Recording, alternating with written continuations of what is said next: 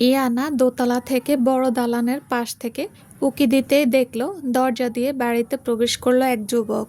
পরনে কালো সিল্কের শার্ট, তার উপরে ডিপ স্যুট, পায়ে বুট, চোখে চিকন ফ্রেমের সাদা চশমা, উচ্চতা 6 ফুট 1, গায়ের রং ধপধপে ফর্সা, এক হাত পকেটে, মুখটা গুরুগম্ভীর হয়ে আছে।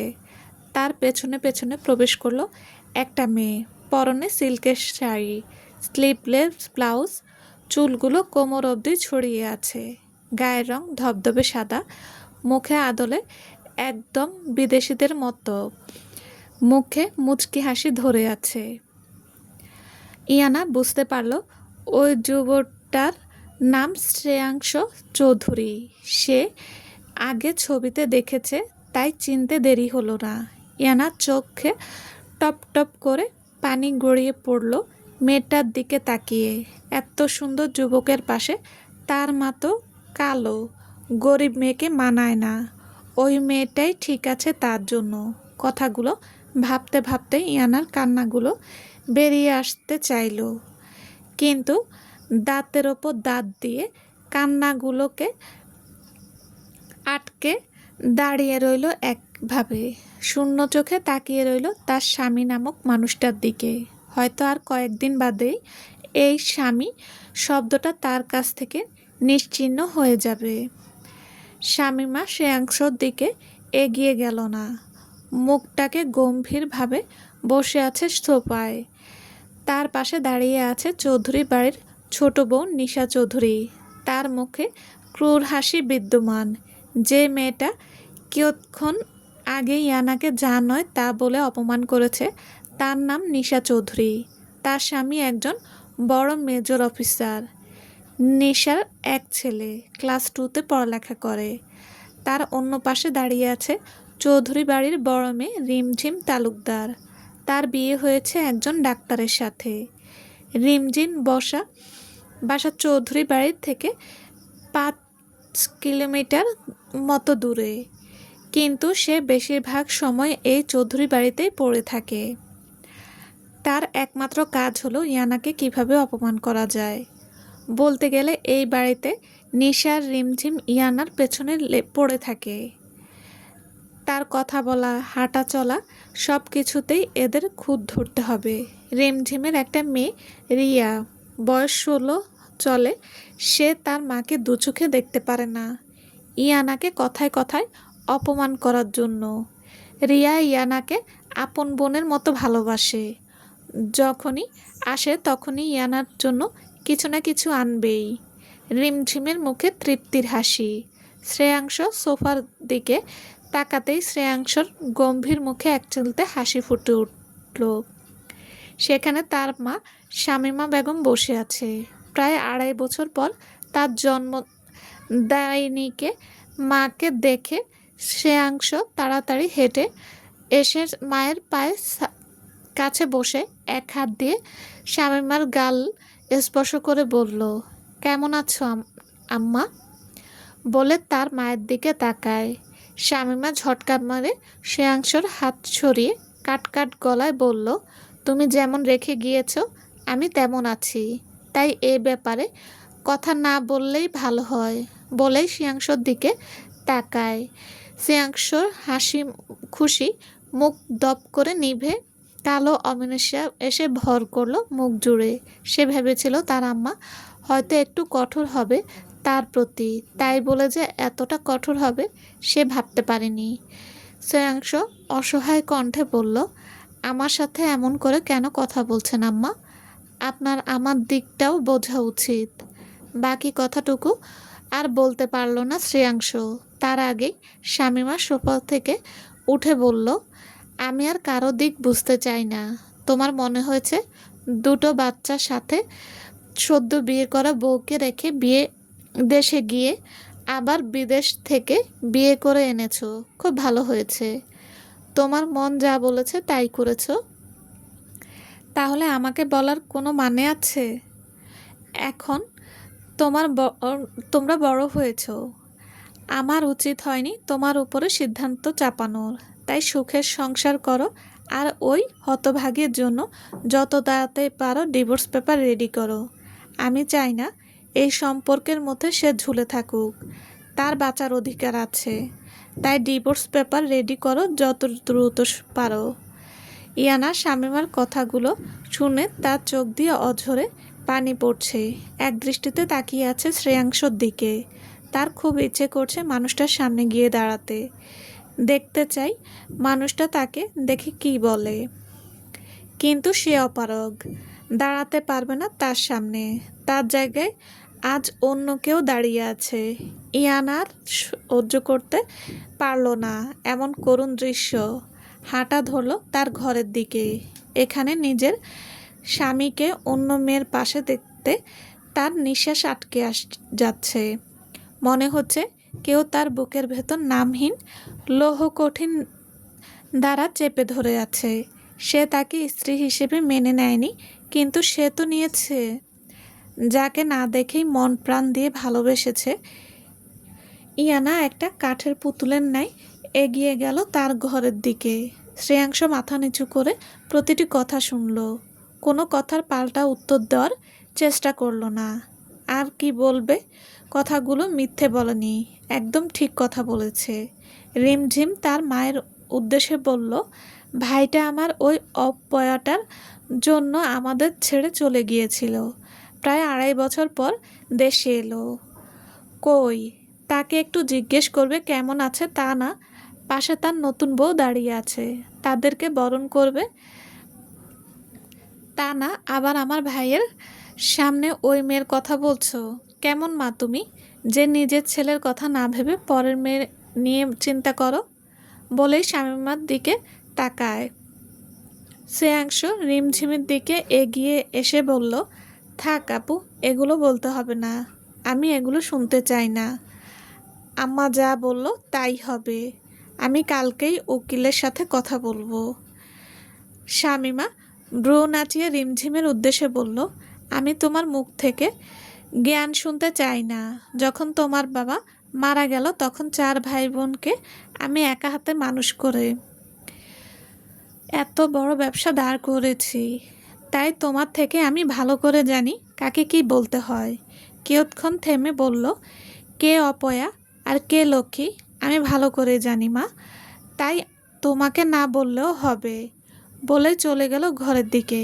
মা মেয়ের কথা শুনে নিশা মুখে ফুটে উঠল মুচকি হাসি। সে মনে মনে বলল, কতদিন ধরে ভেবেছি বিনা টিকিটে সিনেমা দেখব। আমার মনের ইচ্ছাটা এইভাবে পূরণ হবে ভাবিনি। এবার থেকে মনে রোজ রোজ সিনেমা দেখতে পাবো। বলেই বাঁকা হাসল নিশা। রিমঝিম তার মায়ের যাওয়ার দিকে তাকিয়ে ফুসফুস করছে, ওই অশিক্ষিত খ্যাত মেয়েটার জন্য তাকে এত বড় কথা বলল। আমি যদি ওই মেয়েটাকে বাড়ি থেকে তাড়াতে না পারি তাহলে আমার নাম রিমঝিম তালুকদার না। রিমঝিম কথাগুলো মনে মনে বলল। নিশা শ্রেয়াংশর দিকে এগিয়ে এসে হাসি দিয়ে বলল, কেমন আছেন ভাইয়া? শ্রেয়াংশ এতক্ষণ তার মায়ের যাওয়ার দিকে তাকিয়ে ছিল। নিশার কথা শুনে সম্বিত ফিরে পেয়ে জোরপূর্বক মুখে হাসি টেনে বলল, ভালো আছি নিশা, তুমি কেমন আছো? নিশা হাসি মুখে বলল, ভালো আছি ভাইয়া, আর ভাবিকে দেখে আরও ভালো হয়ে গেছি। বলে মেয়েটার দিকে এগিয়ে যায়। শ্রেয়াংশ নিশার কথার প্রত্যুত্তর করল না। রিমঝিমের দিকে তাকিয়ে বলল, শ্রেয়া আর শ্রাবণ কই আপু? রিমঝিম বলল, শ্রাবণ কোচিং করতে গেছে, আজ শ্রেয়াকে খাইয়ে ঘুম পাড়িয়ে দিয়েছে। শ্রেয়াংশ বলল, কোন ঘরে শ্রেয়া আছে? রিমঝিম জানে শ্রেয়া ইয়ানার ঘরেই সব সময় থাকে, এমনকি রাতে অবধি থাকে। ইয়ানার সাথে না থাকলে দিনে পুরো বাড়ি মাথায় তুলে বসে থাকে। আর এখন যদি বলে ওই ইয়ানা মেয়েটা তার বউ, তাহলে শ্রেয়াংশ হয়তো রাগারাগি করতে পারে। আর নতুন বউ কী ভাববে? বলবে আগের স্ত্রীকে বাড়িতে রেখে নতুন স্ত্রীকে ঘরে তুলেছে। রিমঝিম কথাগুলো মনে মনে ভেবে হাসি মুখে বলল, আসলে কি বলতো, শ্রেয়াকে একজন মেয়ে দেখাশোনা করে।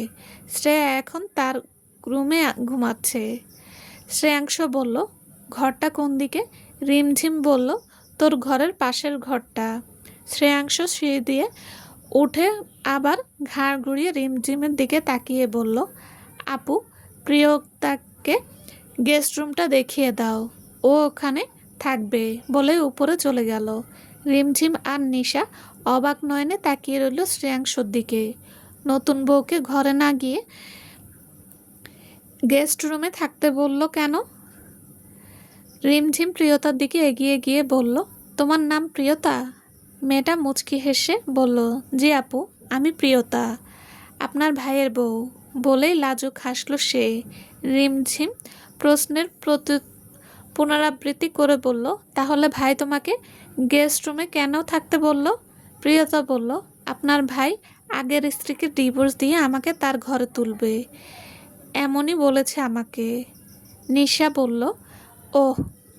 রিমঝিম বলল, কয়দিন হলো তোমাদের বিয়ে হওয়া প্রিয়তা? প্রিয়তা বলল, 3 মাস আপু। নিশি বলল, চলেন ভাবি, আপনাকে গেস্ট রুম দেখিয়ে দেই, অনেকক্ষণ ধরে গরমে দাঁড়িয়ে আছেন। বলেই প্রিয়তার ডান হাত ধরে এগিয়ে গেল গেস্ট রুমের দিকে। পেছন পেছন গেল রিমঝিম। শ্রেয়াংশ যত শ্রেয়ার ঘরের দিকে এগিয়ে যাচ্ছে তত তার বুকের ভেতরটা ভারী হয়ে উঠেছে। মাত্র 1.5 বছর বয়সে বিদেশ পাড়ি দিয়েছে। বাচ্চাটা তখন আধো আধো বুলিতে পাপা বলে ডাকত। সেই ডাক শুনে শ্রেয়াংশর বুকের ভেতরটা জুড়িয়ে যেত। এই 1.5 বছর কিভাবে তার জান বাচ্চা তাকে ছেড়েছিল সে শুধু জানে। শ্রেয়াংশ দরজার কাছে দাঁড়িয়ে কাঁপা কাঁপা হাতে দরজা ঠেলে দিয়ে ভেতরে প্রবেশ করতেই নজর গেল বিছানার দিকে। সেখানে তার ছোট্ট পরীটা আরামে ঘুম পাড়ছে ঠোঁট ফুলিয়ে। শ্রেয়ার দিকে তাকাতেই শ্রেয়াংশর চোখ দিয়ে এক ফোঁটা অশ্রু গড়িয়ে পড়ল গালে। তার ছোট অংশটাকে দেখে এগিয়ে গিয়ে শ্রেয়ার শিয়রে বসে পড়ল তার ভঙ্গু শরীরটাকে নিয়ে চুপটি করে। শ্রেয়াকে ছোঁয়ার বিন্দু মাত্র প্রবেশ করল না। এরই মধ্যে ঘুমের মধ্যে একবার নড়ে চড়ে উঠে আবার ঘুমিয়ে পড়ল। শ্রেয়াংশ আর ধৈর্য ধরতে পারল না। কাঁপা কাঁপা হাত বাড়িয়ে তার অংশের গাল আলতো করে স্পর্শ করতেই শ্রেয়া তরাক করে চোখ খুলে সামনের ব্যক্তিকে দেখে বড় মানুষের মতো ভ্রু গোটায়। শ্রেয়া এভাবে চোখ খুলতে দেখে শ্রেয়াংশ তার হাতটা ঝট করে টেনে বড় বড় চোখ করে তার অংশের দিকে তাকিয়ে রইল। শ্রেয়ার ঠোঁট উল্টে কান্না করতে নিলেই শ্রেয়াংশ তাকে এক ঝটকায় কোলে তুলে বুকের সাথে মিশিয়ে নেয়।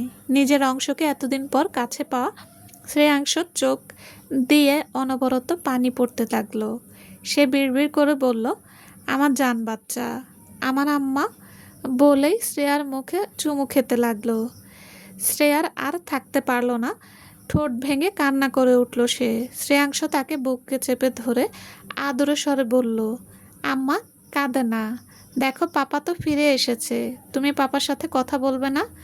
আম্মা, চুপ করো তুমি, তোমাকে আমি অনেকগুলো চকলেট দেব। বলেই শ্রেয়াকে নিয়ে ঘরের এই মাথা থেকে ওই মাথা পর্যন্ত হাঁটতে লাগলো। ইয়ানা গিয়েছিল ওয়াশরুমে চোখে মুখে পানি দিতে, কিন্তু শ্রেয়ার কান্নার আওয়াজ পেয়ে কোনো রকমে তোয়ালে দিয়ে মুখ মুছে বাইরে বের হয়ে এসে বলল, আমার আম্মা জানের কি হয়েছে? আমি তো মুখে পানি বলেই মাথা তুলতেই বাকিটা আর বলা হলো না তার। সামনে দাঁড়িয়ে আছে তার স্বামী শ্রেয়াংশ চৌধুরী, যে বিয়ে করার মাত্রই বউয়ের মুখ না দেখেই বিদেশে চলে গিয়েছিল। শ্রেয়াংশ ভ্রু কুঁচকে ইয়ানাকে আপাদমস্তক পরক করে বলল, আপনি কে? ইয়ানা সারা শরীর থরথর করে কাঁপছে, সাথে কণ্ঠস্বর রোধ হয়ে আসছে তার। 2.5 বছর পর স্বামী নামক পুরুষটাকে দেখে কি উত্তর দেবে সে বুঝতে পারল না।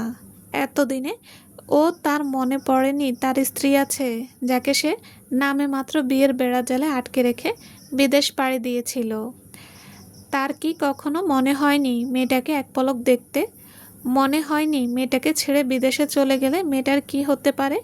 এই সমাজ পরিবার কেমন ব্যবহার করতে পারে মেয়েটার প্রতি? আর আজকে এসে জিজ্ঞেস করছে বিয়ে করা বউকে, আপনি কে? কথাগুলো ভাবতে ভাবতে ইয়ানা তাচ্ছিল্য হাসল সে। শ্রেয়া ইয়ানাকে দেখা মাত্র কাঁদতে কাঁদতে বলল, আম্মু আম্মু আমালে তোলে নাও। বলেই আবার কাঁদতে কাঁদতে শ্রেয়াংশর বুকে কিল বসাতে লাগলো। শ্রেয়াংশ অবাক হয়ে গেল শ্রেয়ার মুখের কথা শুনে। এই মেয়েটাকে সে আম্মু আম্মু বলে ডাকছে কেন সে বুঝতে পারল না। আর এই মেয়েটাকে এই ঘরে কি করছে সেটাও বুঝতে পারল না সে। ইয়ানা সামনে এগিয়ে এলো কয়েক পা শ্রেয়ার কথাগুলো শুনে, কিন্তু পরক্ষণে আবার পায়ের গতি স্থির হয়ে গেল তার। সামনের মানুষটার কাছে এগিয়ে যেতে তার ভেতরে কুণ্ঠাবোধ হচ্ছে। শ্রেয়াংশ কোনো মতো শ্রেয়াকে সামলে বলল, আপনি কে? ইয়ানা কিছু বলতে নিলেই এর মধ্যে রিমঝিম ঘরে প্রবেশ করে বলল, ও আমাদের বাড়ির কাজ করে আর শ্রেয়ার দেখাশোনা করে। বলেই ইয়ানার দিকে তাকিয়ে ক্রূর হাসল সে। ইয়ানা ঝট করে ঘাড় ঘুরিয়ে রিমঝিমের দিকে তাকায়। সে যেন নিজের কানকে বিশ্বাস করতে পারল না।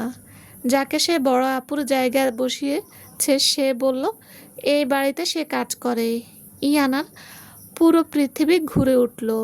মনে হলো কেউ তার পায়ের নিচ থেকে মাটি আস্তে আস্তে সরিয়ে নিচ্ছে। এই বাড়ির বড় বউ হওয়া সত্ত্বেও তাকে শুনতে হলো সে এই বাড়ির কাজের লোক। ইয়ানার চোখ দিয়ে কয়েক ফোঁটা পানি গড়িয়ে পড়ল, যেগুলো শ্রেয়াংশর অগোচরে রয়ে গেল। সে দেখতে পেল না ইয়ানার চোখের পানি। শ্রেয়াকে শান্ত করতে ব্যস্ত। রিমঝিম ইয়ানার দিকে এগিয়ে এসে ফিসফিস করে বলল, খুব শখ হয়েছিল না তোর আমার ভাইকে বলবি তুই তার বউ? তার আগেই আমি তোকে কাজের লোক বানিয়ে দিলাম। আর এই কথা যদি আমার মায়ের কানে যায় না। বলে শ্রেয়াংশর দিকে এগিয়ে গেল। আর ইয়ানা অনুভূতিহীনভাবে তাদের দিকে তাকিয়ে রইল। সে বুঝতে পারে না কোনো দিন তো রিমঝিম আপুর সাথে খারাপ ব্যবহার করেনি, তাহলে কেন তার সাথে এমন ব্যবহার করে? চলবে। আসসালামু আলাইকুম। গল্পটা কেমন লেগেছে প্লিজ জানাবেন। আর হ্যাঁ, অবশ্যই লাইক কমেন্ট করবেন। আর যারা এখনও আমার চ্যানেলটি সাবস্ক্রাইব করেননি তারা অবশ্যই চ্যানেলটি সাবস্ক্রাইব করে দেবেন।